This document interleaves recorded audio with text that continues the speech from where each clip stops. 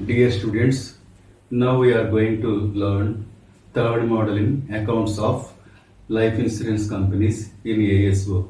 Before learning the model, I would like to teach you. First మనకి రెండు models complete అయిపోయాయి. Third మోడల్లో మనకి ఏముందో జరుగుతుందంటే ఒక్కసారి రెవెన్యూ ఖాతాను తయారు చేసి జీవిత బీమా నిధిని లెక్కించడం జరుగుతుంది. లైఫ్ ఇన్సూరెన్స్ ఫండ్ని లెక్కించడం జరుగుతుంది. అయితే కొన్ని వ్యవహారాలని పూర్తిగా వదిలివేయడం జరుగుతుంది. అందుచేత ఏమవుతుందంటే ఆ విధంగా లెక్కించిన లైఫ్ ఇన్సూరెన్స్ ఫండ్ లేదా జీవిత బీమా నిధి ఏమవుతుందంటే ఖచ్చితమైనది కాదు. అందుచేత వాళ్ళు ఏ ఏ వ్యవహారాలను వదిలివేశారో ఆ వ్యవహారాలను మనకి ప్రాబ్లంలో ఇవ్వడం జరుగుతుంది. వాటికి మళ్ళీ మనం ఏం చేస్తామంటే జర్నల్ ఎంట్రీస్ వేసి వాటిని మళ్ళీ నమోదు చేసి ఖచ్చితమైన లేదా యాక్చువల్ లైఫ్ ఇన్సూరెన్స్ ఫండ్ని కనుక్కోవడం జరుగుతుంది అనమాట. ఆ వదిలివేసిన ట్రాన్సాక్షన్స్ లేదా ఓమిటెడ్ ఎంట్రీస్ ఏంటో చూద్దాం. First outstanding claims. First ఏంటంటే అవుట్ స్టాండింగ్ క్లైమ్స్ అంటే చెల్లించవలసిన క్లైములు. దానికి ఎంట్రీ ఏంటంటే క్లైమ్స్ అకౌంట్ ఎటార్ట్ అవుట్ స్టాండింగ్ క్లైమ్స్ అకౌంట్. తెలుగులో క్లైమ్స్ ఖాతా ఎటార్ట్ చెల్లించవలసిన క్లైములు ఖాతా. ఎందుకంటే చెల్లించవలసిన అంటే మనకి ఎప్పుడు కూడా ఏమవుతాయి అంటే లైబిలిటీస్ అవుతాయి, అప్పులు అవుతాయి. కాబట్టి అప్పులు ఎప్పుడు కూడా క్రెడిట్ బ్యాలెన్స్ చూపిస్తాయి. కాబట్టి క్లైమ్స్ అకౌంట్ ఎటార్ట్ అవుట్ స్టాండింగ్ క్లైమ్స్ అకౌంట్. తెలుగులో క్లైములు ఖాతా ఎటార్ట్ చెల్లించవలసిన క్లైములు ఖాతా. క్లైమ్లు చెల్లించవలసినందున బీయింగ్ ది క్లైమ్స్ పేయబుల్. క్లైములు చెల్లించవలసినందున ఆ వ్యవహారాన్ని పూర్తిగా మనం వదిలివేయడం జరుగుతుంది. ఇట్లా రాయడం వల్ల ఏముందంటే ఆ వ్యవహారాన్ని కూడా లెక్కలో తీసుకున్నట్టుగా పరిగణించడం జరుగుతుంది అనమాట. క్లైమ్స్ అకౌంట్ ఎటార్ట్ అవుట్ స్టాండింగ్ క్లైమ్స్. మనం క్లైమ్స్ పే చేస్తే క్లైమ్స్ అకౌంట్ ఎటార్ట్ క్యాష్ అని రాస్తాం. ఇక్కడ ఇంకా పే చేయలేదు, చెల్లించవలసి ఉంది. అంచేత ఏమవుతుందంటే చెల్లించవలసిన ఎప్పుడు కూడా అప్పులు కాబట్టి మనకి ఏమవుతుందంటే అప్పులు ఎప్పుడు క్రెడిట్ బ్యాలెన్స్ చూపిస్తాయి. కాబట్టి మనకి ఎంట్రీ ఏం వేస్తామంటే క్లైమ్స్ అకౌంట్ ఎటార్ట్ చెల్లించవలసిన క్లైములు ఖాతా. బీయింగ్ ది క్లైమ్స్ పేయబుల్ క్లైమ్లు చెల్లించవలసినందున. అలా ఏదైనా సరే మనకి యాన్యుటీస్ పే చేయాలనుకోండి, యాన్యుటీస్ అకౌంట్ ఎటార్ వార్షికాల ఖాతా ఎటార్ట్ అవుట్ స్టాండింగ్ యాన్యుటీస్ అకౌంట్. వార్షికాల ఖాతా ఎటార్ట్ చెల్లించవలసిన వార్షికాల ఖాతా. అలాగే ఇన్కమ్ ట్యాక్స్ చేయాలనుకోండి, ఆదాయ పన్ను ఐటీ ఆదాయ పన్ను ఖాతా ఎటార్ట్ ఇన్కమ్ ట్యాక్స్ అకౌంట్ ఐటీ అని రాసేది ఇక్కడ చెల్లించవలసిన ఆదాయ పన్ను ఖాతా. ఏవైనా సరే మనం చెల్లించవలసి ఉన్నట్టయితే అవి ఎప్పుడు కూడా మనకి లైబిలిటీస్ అవుతాయి. కాబట్టి లైబిలిటీస్ ఎప్పుడు కూడా క్రెడిట్ బ్యాలెన్స్ చూపిస్తాయి. కాబట్టి ఎంట్రీ ఏమొస్తుందంటే యాన్యుటీస్ అకౌంట్ ఎటార్ట్ అవుట్ స్టాండింగ్ యాన్యుటీస్. అలాగే ఇన్కమ్ ట్యాక్స్ అయితే ఇన్కమ్ ట్యాక్స్ అకౌంట్ ఎటార్ట్ outstanding income tax account. తెలుగులో ఆదాయ పన్ను ఖాతా ఎటార్ట్ చెల్లించవలసిన ఆదాయ పన్ను ఖాతా. ఒకవేళ కమిషన్ ఇచ్చాడు అనుకోండి, ఒకసారి అది కూడా ఇస్తాడు. కమిషన్ అకౌంట్ ఎటార్ట్ outstanding commission account. Commission ఖాతా ఎటార్ట్ చెల్లించవలసిన క్లైములు ఖాతా. ఏవైనా సరే చెల్లించవలసిన ఎప్పుడు కూడా క్రెడిట్లో ఉండాలి. అదే కనుక మనకి ఈ యొక్క క్లైములు కావచ్చు, లేదా వార్షికాలు కావచ్చు, లేదా ఇన్కమ్ ట్యాక్స్ కావచ్చు, లేదా కమిషన్ కావచ్చు, ఏదైనా సరే చెల్లించవలసి వస్తున్నట్టయితే కనుక పద్దులు ఏ విధంగా రాసుకుంటాం. ఆ తర్వాత రావాల్సిన ప్రీమియం ఇస్తాడు. ప్రీమియం ఎప్పుడు కూడా అవుట్ స్టాండింగ్ ప్రీమియం అన్నా ప్రీమియం రిసీవబుల్ అన్న ఒకటే. రావాల్సిన ప్రీమియం అంటే అది మనకి రావాలంటే అది ఆస్తి అవుతుంది. బీమా సంస్థ దృష్టిలో మనం ఆలోచించుకోవాలి. ఎప్పుడు కూడా రావాల్సిన ఆస్తులు కాబట్టి ఆస్తులు ఎప్పుడు డెబిట్ బ్యాలెన్స్ చూపిస్తాయి. కాబట్టి ప్రీమియం అవుట్ స్టాండింగ్ అకౌంట్ ఎటార్ లేదా అవుట్ స్టాండింగ్ ప్రీమియం అకౌంట్ ఎటార్ లేదా రావాల్సిన ప్రీమియం ఖాతా ఎటార్ టు ప్రీమియం అకౌంట్. ఎప్పుడు కూడా రావాల్సినవి మనకి ఆస్తులు కాబట్టి ఆస్తులు ఎప్పుడు కూడా డెబిట్ నెలలో చూపిస్తాయి. కాబట్టి ప్రీమియం అకౌంట్ ఎటార్ లేదా అవుట్ స్టాండింగ్ ప్రీమియం అకౌంట్ ఎటార్ లేదా ప్రీమియం అవుట్ స్టాండింగ్ అకౌంట్ ఎటార్ మనకి ప్రీమియం అకౌంట్. తెలుగులో రావాల్సిన ప్రీమియం ఖాతా ఎటార్ లేదా మనకు ఒకసారి ప్రాబ్లంలో చెల్లించవలసిన అంటాడు. ఎప్పుడు కూడా చెల్లించవలసిన అంటే ప్రీమియం అంటే ఇప్పుడు కూడా రావాల్సిందనే అర్థం. ఇప్పుడు కూడా అని చెప్పి మనకి ఏమవుతుందంటే చెల్లించవలసిన ప్రీమియం ఖాతా ఎటార్ ప్రీమియం ఖాతా లేదా రావాల్సిన ప్రీమియం ఖాతా ఎటార్ ప్రీమియం ఖాతా. ప్రీమియం రావాల్సినందున being the premium outstanding అంటున్నారు. అలాగే సేమ్ ఇంట్రెస్ట్ కూడా అంతే. Interest accrued on investments account ఎటార్ పెట్టుబడిపై రావాల్సిన వడ్డీ ఖాతా ఎటార్ ఇంట్రెస్ట్ ఆన్ ఇన్వెస్ట్మెంట్స్ అకౌంట్ పెట్టుబడిపై వడ్డీ ఖాతా. రావాల్సిన ఏవైనా సరే మనకి ఇప్పుడు కూడా డెబిట్లో ఉండాలి. మనకి పెట్టుబడిపై రావాల్సిన వడ్డీ ఖాతా ఎటార్ పెట్టుబడిపై వడ్డీ ఖాతా. ఇంగ్లీష్లో అయితే కనుక interest accrued on investment account ఎటార్ ఇంట్రెస్ట్ ఆన్ ఇన్వెస్ట్మెంట్స్ అకౌంట్. లేదా సెక్యూరిటీస్ అయితే కనుక interest accrued on securities account ఎటార్ ఇంట్రెస్ట్ ఆన్ సెక్యూరిటీస్ అకౌంట్. సెక్యూరిటీపై వడ్డీ రావాల్సినందున నేరేషన్ రాసుకుంటాం అనమాట. ఆ తర్వాత bonus in reduction of premium ఉంటుంది. Bonus in reduction of premium అంటే అది అర్థం ఏంటంటే మనకి బీమా సంస్థ బోనస్గా చెల్లించిన మొత్తాన్ని మనం బీమా సంస్థకి ప్రీమియంగా చెల్లిస్తాం అనమాట. అంచేత అది ఒక్కోసారి మనకి ఆదాయము, ఒకసారి రెండోసారి ఏంటంటే మనకి వ్యయం కింద లెక్క. అందుకని bonus in reduction of premium account or premium తగ్గింపుకి వినియోగించే బోనస్ కదరేట వాళ్ళు మనకు బోనస్ ఇస్తున్నట్టు అనమాట. అది వాళ్ళ దృష్టిలో ఖర్చు. టు ప్రీమియం అకౌంట్, ఆ ఇచ్చిన బోనస్ మనం ఏం చేస్తున్నాం, వాళ్ళకే ప్రీమియం కింద పే చేసేస్తున్నాం, అది వాళ్ళకి ఇన్కమ్ అవుతుంది అనమాట. అందుకని ప్రీమియం తగ్గింపుకి వినియోగించే బోనస్ టు ప్రీమియం ఖాతా. తెలుగులో అయితే కనుక, ఇంగ్లీష్లో అయితే కనుక bonus in reduction of premium account to premium account being the adjustment of bonus in reduction of premium. Premium తగ్గింపుకి వినియోగించే బోనస్ను సర్దుబాటు చేసినందున. ఆ తర్వాత రీఇన్సూరెన్స్ క్లెయిమ్స్ అంటే పునర్బీమా క్లెయిమ్లు అంటే మరి యొక్క బీమా సంస్థ నుండి మనకు రావాల్సిన మొత్తాలు అనమాట. మన బీమా కంపెనీకి రావాల్సిన మొత్తాలు కాబట్టి, రావాల్సిన ఇప్పుడు కూడా ఆస్తులు కాబట్టి reinsurance claims account or to claims account. పునర్బీమా క్లెయిములు ఖాతా టు క్లెయిములు ఖాతా. ఇప్పుడు కూడా రీఇన్సూరెన్స్ క్లెయిమ్స్ అంటే మరి యొక్క బీమా సంస్థ నుంచి ఈ బీమా సంస్థకి మనం ఎవరికైతే లెక్క చేస్తున్నామో ఆ బీమా సంస్థకి రావాలి కాబట్టి, అది ఎప్పుడు కూడా రావాల్సింది ఆస్తి కాబట్టి రీఇన్సూరెన్స్ క్లెయిమ్స్ అకౌంట్ టు తెలుగులో అయితే కనుక పునర్బీమా క్లెయిములు ఖాతా టు క్లెయిమ్స్ అకౌంట్ క్లెయిములు ఖాతా. Being the claims covered and reinsurance not received అంటే పునర్బీమా క్లెయిమ్లు రావాల్సిందిగా. అది పునర్బీమా ప్రీమియం అయితే కనుక మరి యొక్క బీమా సంస్థ మనమే మనం చెల్లించాలి కాబట్టి మనకి ఎంట్రీ ఎలా వస్తుందంటే premium account to reinsurance premium account, premium ఖాతా టు పునర్బీమా ప్రీమియం ఖాతా. అంటే పునర్బీమా ప్రీమియం అంటే మరొక బీమా సంస్థకి మనం చెల్లించాలి కాబట్టి అది ఇప్పుడు కూడా మనకి లైబిలిటీ అవుతుంది కాబట్టి రీఇన్సూరెన్స్ ప్రీమియం అయితే కనుక క్రెడిట్లో ఉంచుకోవాలన్నమాట. ఈ 7 ట్రాన్సాక్షన్స్లోనూ ఎన్నో కొన్ని వ్యవహారాలు ఇస్తాడు, వాటికి మనం జనరల్ ఎంట్రీస్ వేసి అప్పుడు మనం ఏం చేయాలంటే మీ యొక్క రెవెన్యూ ఖాతాని మళ్ళీ ప్రిపేర్ చేస్తాం. ఫస్ట్ వన్ ఏంటంటే అవుట్ స్టాండింగ్ క్లైమ్స్. దానికి ఎంట్రీ ఏంటంటే claims account to outstanding claims. అలాగే అవుట్ స్టాండింగ్ యాన్యుటీస్ ఇచ్చాడు అనుకోండి, annuities account to outstanding annuities account. అలాగే ఇన్కమ్ ట్యాక్స్ ఇచ్చాడు అనుకోండి, ఆదాయ పన్ను ఖాతా టు చెల్లించవలసిన ఆదాయ పన్ను ఖాతా. అలాగే మనకి ప్రీమియం అవుట్ స్టాండింగ్ ఇచ్చాడు అనుకోండి, out standing premium account to premium account. మనకి ప్రీమియం రావాల్సింది కాబట్టి అది ఇప్పుడు కూడా ఆస్తులు డెబిట్ బ్యాలెన్స్ చూపిస్తాయి. అలాగే రావాల్సిన వడ్డీ ఉందనుకోండి, మనకి interest on approved investment account to interest on investment account. పెట్టుబడిపై రావాల్సిన వడ్డీ ఖాతా టు పెట్టుబడిపై వడ్డీ ఖాతా. అలాగే bonus in reduction of premium account to మనకి ప్రీమియం అకౌంట్, అది మనకి ఆదాయము వ్యయము కూడా ఇన్సూరెన్స్ సంస్థకి. అలాగే పునర్బీమా క్లెయిమ్లు అయితే కనుక reinsurance claims account to claims account. Reinsurance premium అయితే కనుక premium account to reinsurance premium account. ఈ 7 వ్యవహారాలకి చిట్టాబద్దులు రాస్తాం ఫస్ట్. మనం ఏం చేస్తామంటే చిట్టాబద్దులు రాసిన తర్వాత statement sowing true life insurance fund as on date వేసుకుంటాం. అంటే ఖచ్చితమైన జీవిత బీమా నిధిని కనుగొనే నివేదిక అనమాట. ఇది పర్టికులర్స్ అమౌంట్ రూపాయల్లో. Life insurance fund as per revenue account. జీవిత బీమా మనకి ఏంటంటే జీవిత బీమా నిధి రెవెన్యూ ఖాతా ప్రకారం, రాబడి ఖాతా ప్రకారం లేదా రెవెన్యూ ఖాతా ప్రకారం జీవిత బీమా నిధి అని ప్రాబ్లంలో వాడిచ్చిన మనకి జీవిత బీమా నిధి తీసుకుంటాం. దానికి ఆదాయాలన్నీ కలుపుకోవాలి, ఖర్చుల్ని తీసేయాలి.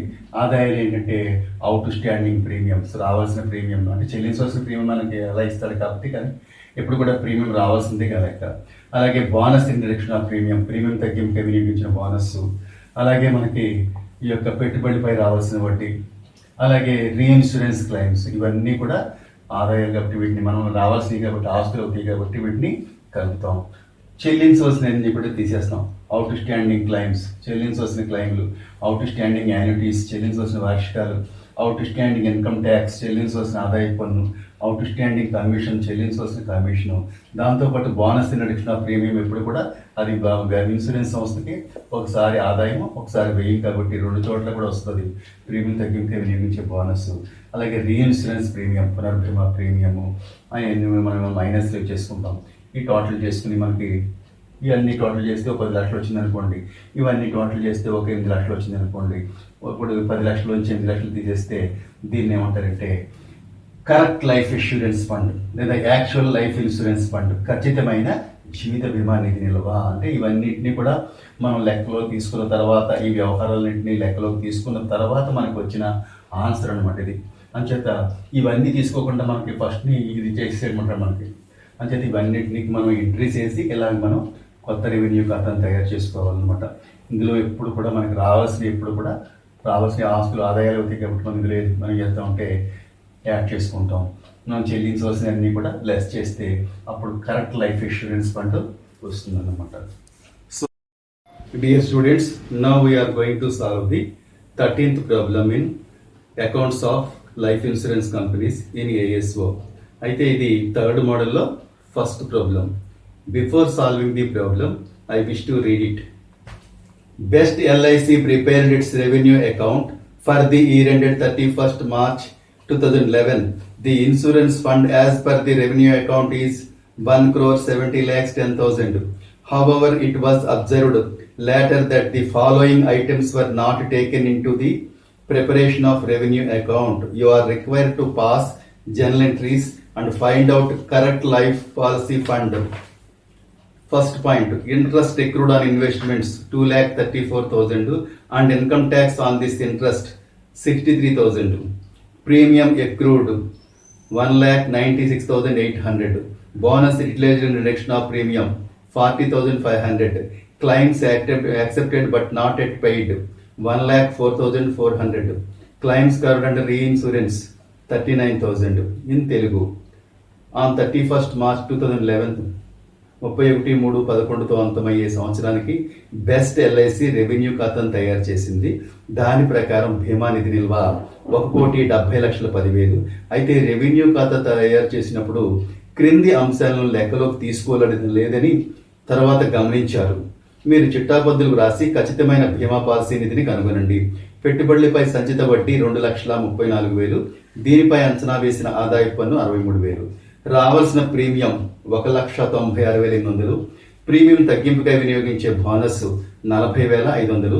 అంగీకరించినప్పటికీ ఇంకనూ చెల్లింపు జరగని క్లెయిమ్లు 1,04,500. పునర్భీమాలో భర్తీ అయిన క్లెయిమ్లు 39,000. ఈ ప్రాబ్లంలో ఏం జరిగిందంటే వాళ్ళు ఒకసారి రెవెన్యూ ఖాతాను తయారు చేసేసి ఈ 6 వ్యవహారాలను లెక్కలోకి తీసుకోకుండా వాళ్ళు రెవెన్యూ ఖాతాను తయారు చేయడం జరిగిందనమాట. తయారు చేసి జీవిత బీమా నిధిని ఏం చేశారంటే 1,70,10,000గా నిర్ణయించారు. అయితే అది ఖచ్చితమైన బీమా నిధి కాదు. ఎందుచేతంటే ఈ 6 వ్యవహారాలని వాళ్ళ లెక్కలోకి తీసుకోలేదు కాబట్టి. అంచేత ఈ 6 వ్యవహారాలకి మనం జనరల్ ఎంట్రీస్ వేసి ఈ 6 వ్యవహారాలని మనం లెక్కలోకి తీసుకున్న తర్వాత ఖచ్చితమైన జీవిత బీమా నిధి ఎంతో తెలుస్తుంది అన్నమాట. ఫస్ట్ ఈ 6 వ్యవహారాలకి చిట్టాపద్దులు రాద్దాం. ఫస్ట్ ఎంట్రీ ఏమిటంటే ఇంట్రెస్ట్ ఎక్రూడ్ ఆన్ ఇన్వెస్ట్మెంట్స్, పెట్టుబడిపై రావాల్సిన వడ్డీ ఇచ్చాడు. దానికి ఎంట్రీ ఏంటంటే రావాల్సిన ఇప్పుడు కూడా ఆస్తులు కాబట్టి interest accrued on investments account to interest on investment account. తెలుగులో పెట్టుబడులపై రావాల్సిన వడ్డీ ఖాతా టు పెట్టుబడిపై వడ్డీ ఖాతా. రావాల్సిన ఇప్పుడు కూడా ఆస్తులు కాబట్టి ఆస్తులు ఇప్పుడు డెబిట్ బ్యాలెన్స్ చూపిస్తాయి కాబట్టి మనం ఇప్పుడు కూడా పెట్టుబడిపై రావాల్సిన వడ్డీ ఖాతా టు పెట్టుబడిపై వడ్డీ ఖాతా. దీనికి దానికి మధ్యలో ఏంటంటే రావాల్సిన ఒకటి తేడాగా ఉంటుంది. 2,34,000 అనమాట. నేరేషన్ ఏంటంటే being the interest accrued on investments, పెట్టుబడిపై వడ్డీ రావాల్సినందున. రెండవది ఇన్కమ్ ట్యాక్స్ పే చేయాలంట. అప్పుడు income tax account to outstanding income tax account, ఆదాయ పన్ను ఖాతా టు చెల్లించవలసిన ఆదాయ పన్ను ఖాతా. ఆదాయ పన్ను అది మనం చెల్లించాలి కాబట్టి మనకి ఎప్పుడు కూడా అప్పు అవుతుంది కాబట్టి అప్పులు ఎప్పుడు కూడా క్రెడిట్ బ్యాలెన్స్ చూపిస్తాయి కాబట్టి ఇన్కమ్ ట్యాక్స్ అకౌంట్ టు ఓబైఎస్ అంటే out standing income tax account అంటే ఆదాయ పన్ను ఖాతా టు చెల్లించవలసిన ఆదాయ పన్ను ఖాతాని 63,000 వేసుకుంటాం. Being the income tax payable, ఆదాయ పన్ను చెల్లించవలసినందున అని నేరేషన్ రాసుకుంటాం. Next the outstanding premium ఇచ్చాడు, అంటే రావాల్సిన ప్రీమియం ఇచ్చాడు. రావాల్సినవి కూడా ఆస్తులు కాబట్టి ఫస్ట్ దానిలాగే ప్రీమియం అవుట్ స్టాండింగ్ అకౌంట్ లేదా అవుట్ స్టాండింగ్ ప్రీమియం అకౌంట్ అని కూడా రాసుకోవచ్చు, లేదా ప్రీమియం రిసీవబుల్ అకౌంట్ అని కూడా రాసుకోవచ్చు. రావాల్సిన ప్రీమియం ఖాతా టు ప్రీమియం ఖాతా అని 1,96,800 ఇచ్చాడు. దానికి బీయింగ్ ది ప్రీమియం రిసీవబుల్ లేదా అవుట్ స్టాండింగ్ అని ప్రీమియం రావాల్సినందున అని నేరేషన్ రాసుకుంటాం. నెక్స్ట్ మనకి క్లైమ్ అవుట్ స్టాండింగ్ క్లైమ్స్ ఇచ్చాడు. Claims account to outstanding claims account, క్లైములు ఖాతా టు చెల్లించవలసిన క్లైములు ఖాతా. చెల్లించవలసిన ఇప్పుడు కూడా క్రెడిట్ బ్యాలెన్స్ చూపిస్తాయి కాబట్టి ఇక్కడ ఆదాయ పన్ను అయితే రాసాము సేమ్ అనమాట. 1,04,400 బీయింగ్ ది క్లైమ్స్ పేయబుల్, క్లైమ్లు చెల్లించవలసిన నేరేషన్ రాసుకుంటాం. అలాగే bonus in reduction of premium account to premium account. Premium తగ్గింపుగా వినియోగించే బోనస్ కథ రిటార్ట్ టు ప్రీమియం కథ. ఏంటంటే బీమా సంస్థ మనకు బోనస్గా ఇచ్చిన మొత్తాన్నే ఈ 40,500 మనం మళ్ళీ ప్రీమియం కింద వాడికే పే చేసేస్తున్నాం కాబట్టి అది ఒకసారి ఎక్స్పెండిచర్, ఒకసారి ఇన్కమ్ అనమాట. అంచేతనే ఎంట్రీ ఎలా వస్తుందంటే bonus reduction of premium account రిటార్ట్ టు ప్రీమియం అకౌంట్. తెలుగులో అయితే కనుక ప్రీమియం తగ్గింపుగా వినియోగించే బోనస్ కథ రిటార్ట్ టు ప్రీమియం ఖాతా 40,500 being the adjustment of bonus in reduction of premium. Premium తగ్గింపుగా వినియోగించే బోనస్ను సర్దుబాటు చేసినందున. ఇంకా లాస్ట్ వన్ ఏంటంటే రీఇన్సూరెన్స్ క్లెయిమ్స్ ఇచ్చాడు. పునర్భీమా క్లెయిముల ఖాతా రిటార్ట్ టు క్లెయిముల ఖాతా. రీఇన్సూరెన్స్ క్లెయిమ్స్ అంటే పునర్భీమా క్లెయిములు అంటే మరి ఒక బీమా సంస్థ నుంచి మనకు రావాలి కాబట్టి అవి ఆస్తులు అవుతాయి. మనం ఇది 12 షెడ్యూల్ నమోదు చేస్తాం. అని చెప్పి ఏమవుతుందంటే రీఇన్సూరెన్స్ క్లెయిమ్స్ అకౌంట్ రిటార్ట్ టు క్లెయిమ్స్ అకౌంట్. పునర్భీమా క్లెయిముల ఖాతా రిటార్ట్ టు క్లెయిముల ఖాతా being the claims covered and reinsurance not received. పునర్భీమా క్లెయిమ్లు రావాల్సినందున అని 39,000 వేసుకుంటాం. ఇలా 6 పద్ధతులు రాసేసుకున్న తర్వాత మనం ఏం చేయాలంటే రెవెన్యూ ఖాతాని తయారు చేసుకోవాలన్నమాట. ఇప్పుడు statement sowing true life insurance fund of best LIC as on 31st March 2011. వాళ్ళు ఏం చేస్తున్నారంటే మళ్ళీ కొత్త రెవెన్యూ ఖాతాని మనం తయారు చేస్తున్నాం.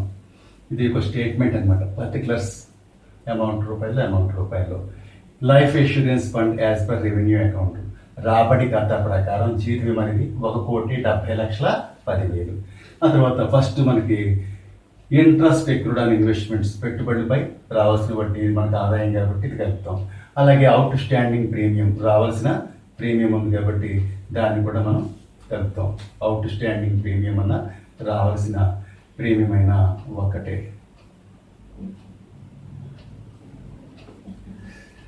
అది 1,96,800 వేసుకుంటాం. ఆ తర్వాత బోనస్ ఇంట్రడక్షన్ ఆఫ్ ప్రీమియం, ఇది వ్యయము ఆదాయం కూడా అనమాట. అని చెప్పి దీన్ని ఇక్కడ కలుపుతాం, ఇక్కడ వ్యయం కింద తీసేస్తాం కూడా. ఆ తర్వాత రీఇన్సూరెన్స్ క్లెయిమ్స్, పునర్భీమా క్లెయిమ్ కూడా 39,000 కూడా వేసి ఈ 5 ఐటమ్స్ కలిపేస్తాం. 1,75,20,300 వచ్చింది టోటల్. దానిలోంచి లెస్ చేయవలసిన ఐటమ్స్, ఖర్చు ఐటమ్స్ అన్ని కూడా తీసేస్తాం.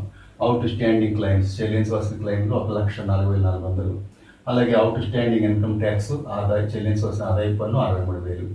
అలాగే బోనస్ రిడక్షన్ ఆఫ్ ప్రీమియం, తగ్గింపు వినియోగించే బోనస్ కూడా మనం తగ్గించేస్తాం. ఈ 3 కలిపేసి మనకు 2,07,900 వచ్చింది. అందులోంచి ఏం చేస్తామంటే ఈ 1,75,20,300 నుంచి 2,07,900 తీసేస్తే 1,73,12,400 వచ్చింది. అదేంటంటే కరెక్ట్ లైఫ్ ఇన్సూరెన్స్ ఫండ్, ఖచ్చితమైన జీవిత బీమా నిధి నిల్వ. అంటే ఈ 6 వ్యవహారాల్ని మనం లెక్కలోకి తీసుకున్న తర్వాత మనకి ఖచ్చితమైన ఆన్సర్ వచ్చిందనమాట. దీన్నే యాక్చువల్ లైఫ్ ఇన్సూరెన్స్ ఫండ్ అని కూడా అంటాం.